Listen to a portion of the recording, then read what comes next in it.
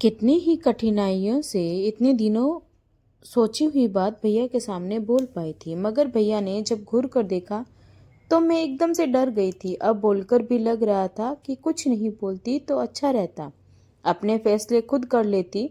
बड़े भैया से आंख मिलाकर कोई बोले ऐसा साहस घर में किसी का नहीं था। थोड़ी देर बाद उन्होंने कहा, क्या बोला तूने, जरा फिर से कहना। बड़े भैया ने गंभीरता से कहा, कह तो दिया एक बार। दीप्ति का स्वर लड़खड़ा गया। कोई बात नहीं, बड़े भैया ने संतुलित स्वर में कहा, एक बार फिर से कहो, अक्सर दूसरी बार कहने से अर्थ बदल जाता है। दीप्ति ने नीचे देखते हुए कहा और फिर साफ शब्दों में बोली, मुझे दिव्यांशु से शादी करनी है। यह दिव्यांशु वही है ना जो कुछ दिनों पहले यहाँ आया था? बड़े भैया ने पूछा। जी। और वह बंगाली है? बड़े भैया ने एक एक शब्द पर जोर देते हुए पूछा। जी। दीप्ति ने धीमे स्वर में उत्तर दिया। और हम लोग, जिसमें तू भी शामिल है, शुद्ध शाकाहारी है। वह बंगाली तो अवश्य ही मांस मछली खाता होगा। जी। दीप्ति ने सिर हिलाया। यह शादी नहीं हो सकती, बड़े भैया ने गरज कर कहा। क्यों बड़े भैया? दीप्ति ने साहस जुटाकर पूछा। क्यों, क्या दिखाई नहीं देता? एक उत्तर तो दूसरा दक्षिण, एक पूरब तो दूसरा पश्चिम, इसमें कहाँ है मिल? बड़े भैया ने डांट कर पूछा। कैसे रह पाएगी उस वातावरण में? पर हम दोनों एक दूसरे से शादी करने का फैसला कर लिया है, क्या यह मेल नहीं है? दीप्ति ने दृढ़ता से उत्तर दिया। अच्छा, तो तू इतनी बड़ी हो गई है कि अपने फैसले स्वयं करेगी? लगता है तू अपने आप को विश्व सुंदरी समझने लगी है कि जो चाहे कर लेगी, बड़े भैया ने व्यंग्य कसते हुए कहा। दीप्ति यह सोचकर चुप रही कि उत्तर देगी तो वे और भड़क जाएंगे। उनका टेप एक बार चालू होता है तो फिर बंद नहीं होता। कोई उत्तर ना पाकर बड़े भैया ने फिर से पूछा, और अगर मैं शादी की मंजूरी नहीं दूं तो हम कोर्ट में शादी करेंगे। दीप्ति का विद्रोह भड़क उठा। शाबाश बेटी, भैया ने ताली बजाते हुए कहा। तूने मेरी इज्जत रख ली। अगर मैं शादी के लिए हामी भर देता हूँ तो लोग हजार सवाल करेंगे, मैं जवाब देते देते थक जाऊंगा। दीप्ति को सहसा विश्वास नहीं हुआ कि बड़े भैया समर्थन कर रहे हैं या तीखा व्यंग्य बांध छोड़ रहे हैं। उनसे किसी बात की कभी भी ऐसी उम्मीद नहीं की जा सकती थी। दीप्ति दुविधा में पड़ गई। अब क्या हुआ? चुप क्यों हो गई? बड़े भैया ने डांट कर पूछा। दीप्ति ने डरते डरते कहा, आप नाराज हो गए हैं क्या? हाँ, नाराज होने की बात ही है। अच्छी तरह से फैसला कर लिया है ना? ना ऊंच नीच सब सोच लिया है ना? भैया ने कहा। बाद में पछताएगी तो नहीं? जी नहीं, उसने संक्षिप्त उत्तर दिया। तो जाओ कोर्ट में शादी कराओ, मैं तुम दोनों को आशीर्वाद दे दूंगा। बड़े भैया ने भी अपना निर्णय सुना दिया था। तो दीप्ति का दिल डूब गया, पर उनकी स्वीकृति पाकर वह प्रश्न नहीं हुई। हर लड़की की तरह वह भी दुल्हन बनकर पूरी साज सज्जा और श्रृंगार के साथ विदा होने की अभिलाषा रखती थी।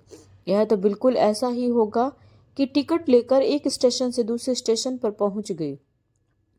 जब तक विद्रोह की स्थिति में थी बहुत ऊंचा ऊंचा सोचती थी, और अब असलियत सामने आई तो दिल बैठ गया। सारे सपनों का रंग फीका पड़ने लगा। बड़े भैया हम 5 भाई बहनों में सबसे बड़े थे, और शायद इसलिए यह नाम उनके व्यक्तित्व और ऊंचे दर्जे के कारण उनके चेहरे पर चिपक गया था। माता पिता के गुजर जाने के बाद घर की सारी जिम्मेदारी उनके कंधों पर आ गई थी। बड़े भैया की शादी तो पिता ने ही कर दी थी, और मरने से पहले 2 बहनों की शादी तय करके चले गए। उसके बाद दोनों बड़ी बहनों के बाद जो भाई था वह पढ़ाई के लिए बाहर चला गया। यह सब काम बड़े भैया ने ही किए थे। उसके बाद उनकी पत्नी का देहांत हो गया और उनकी अपनी कोई संतान नहीं थी, और अब रह गई सबसे छोटी बहन दीप्ति, जो उनसे 15 वर्ष छोटी थी। उनके बीच भाई बहन का नहीं, एक पिता पुत्री का रिश्ता था। दोनों घर में अकेले थे क्योंकि दोनों बहनें ससुराल चली गई थी और छोटा भाई दूसरे शहर में था। दीप्ति बड़े भैया से जितनी डांट खाती थी उतना ही वह उनके सिर चढ़ी भी थी। कोर्ट की शादी से, धूमधाम की शादी से वंचित रही, जबकि दिव्यांशु के परिवार वालों को लगा जैसे वह लोग धोखा खा गए। खाली हाथ बिना दहेज की बहू के आने से उनकी नाराजगी चेहरे पर एक बहुत बड़े मस्से की तरह दिखाई देने लगी। चूंकि दिव्यांशु ही अपनी कमाई से घर चला रहा था, इस कारण कुछ कहने का साहस किसी को ना हुआ। भाई साहब के एक परिचित ने पूछा, यह बेमेल शादी आपने स्वीकार कैसे कर ली? कहा, हम उत्तर भारत के, वह बंगाली बड़े भैया ने कूटनीति का सहारा लेते हुए कहा। भाई, मेरी स्वीकृति का प्रश्न ही कहाँ उठता है। उन दोनों ने अपनी मर्जी से कोर्ट में शादी कर ली, तो मैं क्या कर सकता था? हाँ, आपको एक दावत ना मिलने का दुख अवश्य होगा। परिचित महोदय ने झेप कर कहा, मेरा मतलब यह नहीं था। पता नहीं कैसे रहेगी, आखिर उन दोनों को सांस्कृतिक पृष्ठभूमि तो बिल्कुल अलग है ना। सांस्कृतिक पृष्ठभूमि कुछ भी हो, पर संस्कार तो सबके भारतीय ही है ना। और फिर सारे विधान जिसमें आप भी हैं, कहते हैं ना कि विवाह तो जन्म के साथ ही निर्धारित हो जाते हैं।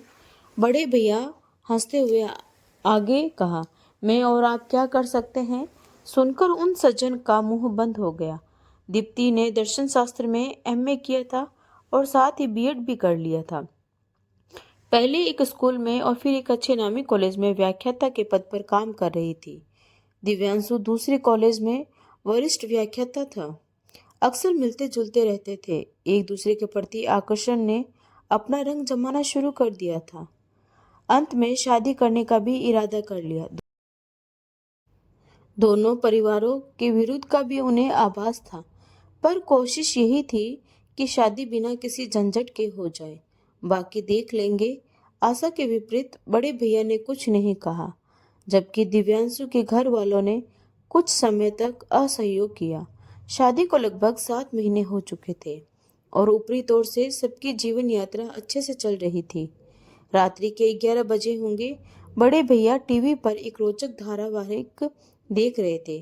तभी अचानक दरवाजे पर घंटी तो बजी थी, साथ ही कोई धड़ाधड़ बड़बड़ा भी रहा था। बड़े भैया को दहशत हुई कि कहीं कोई लुटेरा या आतंकवादी तो नहीं। धीरे धीरे सोचते हुए वह दरवाजे तक आए।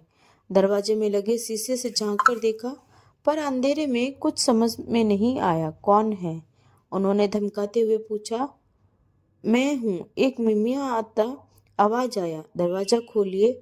आवाज आज कुछ परिचित भी लगी, पर धोखा भी तो हो सकता है, सोचकर बड़े भैया ने कड़क कर पूछा, मैं कौन? दीपू। लगा कि आवाज में जान ही नहीं थी। बड़े भैया प्यार से उसे दीपू बुलाते थे। बड़े भैया ने झट से दरवाजा खोला। दीप्ति हाथ में एक छोटा सा सूटकेस लिए खड़ी थी, ठीक किसी फिल्मी नायिका की तरह। पहले तो बड़े भैया की छाती से लिपट कर रोई और फिर सीधे अपने कमरे में चली गई। बड़े भैया ने कुछ भी नहीं कहा, केवल गंभीरता से सोचते रहे कि सुबह होने पर ही पूछेंगे। वैसे पूछने की आवश्यकता भी क्या है? सवेरे वह अखबार पढ़ रहे थे। दीप्ति सामने बैठी बेचैनी से प्याले प्लेट इधर उधर करते हुए सोच रही थी कि यह बड़े भैया कैसे हैं, कोई चिंता ही नहीं। अंत में जब सब्र का बांध टूट गया तो उसने भैया के हाथों से अखबार छीनते हुए कहा, पूछोगे नहीं मैं क्यों आई हूँ? शरारत भरी मुस्कुराहट से उन्होंने कहा, पूछने की क्या जरूरत है? पति पत्नी में तकरार होती ही रहती है, सब ठीक हो जाएगा। दीप्ति ने क्रोध से कहा, यह तकरार नहीं है बड़े भैया, मैं वह घर हमेशा हमेशा के लिए छोड़ आई हूँ। बड़े भैया ने हंसकर कहा, शाबाश बेटी, यह तूने बड़ा अच्छा किया। इस घर में तेरी बड़ी कमी महसूस होती थी।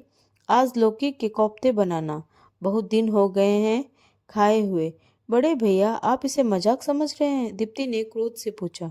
उन्होंने गंभीरता से उत्तर दिया, जिंदगी में ऐसे फैसले कभी मजाक नहीं होते। तूने स्वयं शांति का फैसला लिया, मैंने मान लिया।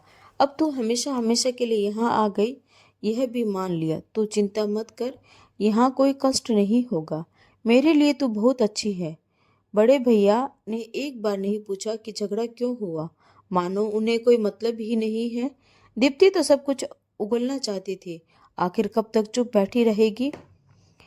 अचानक वह सिसकने लगी, रोते रोते बोली, बड़े भैया, उन्हें बहू नहीं एक नौकरानी चाहिए। दिन भर घर में चक्की की तरह पिसती रहती हूँ, पर किसी को मेरी परवाह नहीं। किसी से क्या मतलब? भैया ने अनजान बनते हुए पूछा। कहा ना, किसी को भी नहीं। दीप्ति ने चिढ़कर कहा, पर तू कॉलेज पढ़ाने तो जाती है ना? बड़े भैया ने पूछा। हाँ, जाती हूँ, दीप्ति ने कहा, पर मेरे पीछे कोई भी काम नहीं करता, सब हाथ पर हाथ धरे बैठे रहते हैं। तो तू नौकरी छोड़ दे, भैया ने सलाह दी। रुपया जो कमा कर लाती हूँ, रुपया भी तो चाहिए उन्हें, दीप्ति ने तड़क कर कहा। और दिव्यांशु का क्या कहना है? पहले तो मेरी ओर से कुछ बोलते भी थे, पर अब माता पिता और बहन के दबाव में उन्होंने भी साथ देना छोड़ दिया है। कहते हैं कि मैं ही परिवार में मिलजुल कर नहीं रहती। अब आप ही बताइए कि क्या मेरी अपनी कोई शख्सियत नहीं है? मेरी अपनी कोई पहचान नहीं है? क्या मुझे अपनी तरह से जीने का कोई अधिकार नहीं है? वह एक ही सांस में कह गई। सब कुछ गंभीरता से विचार करते हुए बड़े भैया ने कहा, यह बात तो ठीक है, अगर इंसान अपनी पहचान ही भूल जाए तो पढ़ाई लिखाई का क्या लाभ? सच ही तेरे साथ बड़ा अन्याय हुआ है। अच्छा किया जो तू घर छोड़कर चली आई, हमेशा हमेशा के लिए। दीप्ति को समझ न आया कि बड़े भैया ताना दे रहे हैं या समर्थन कर रहे हैं। अक्सर ऐसी ही दोहरी बातें करते हैं, उनको समझना बड़ी मुश्किल है। अब मैं क्या करूं? दीप्ति ने उलझन में पड़कर पूछा। करना क्या है? आराम से यहाँ रहकर और चैन की बांसुरी बजा। हाँ, कॉलेज जाना मत छोड़ना, खाली दिमाग शैतान का घर होता है, भैया ने समझाते हुए कहा। और फिर कुछ मुस्कुराते हुए बोले, अब कुछ नाश्ता वास्ता भी मिलेगा? दीप्ति के तने हुए चेहरे पर मुस्कान की लहर दौड़ गई। बड़े भैया कभी नहीं बदलेंगे। 7 दिन हो गए। दीप्ति के खिले हुए मुखड़े पर चिंता की लकीरें उभरने लगी थी। बड़े भैया के समर्थन और आश्चर्य से उसे बड़ी तसल्ली हुई थी। पहले तो यही सोचा था कि देखते ही वह डांट और फटकार लगाएंगे, बुरा भला कहेंगे, पर ऐसा कुछ नहीं हुआ। आखिर बड़े भैया को छोड़कर उसका था ही कौन? क्या बात है, बड़ी परेशान लग रही है? बड़े भैया ने पूछा। कुछ तो नहीं, दीप्ति ने कहा। कुछ तो है, वह मुस्कुराए। दीप्ति से कहा, क्या कहूँ, पर ऐसा लगता है तेरे दिल में दिव्यांशु के लिए कुछ जगह है, इसलिए परेशान है। दीप्ति ने झल्ला कर कहा, मुझे कोई परवाह नहीं उन लोगों की, क्या उनको मेरी परवाह है? इसलिए तो कहता हूँ। बड़े भैया ने हंस कर कहा, जब तक एक बार फैसला घर छोड़ने का कर लिया है तो अब उसी पर अटल रहा। दीप्ति चुप हो गई। इतवार का दिन था। छुट्टी के हिसाब से सब काम धीरे धीरे ही हो रहा था।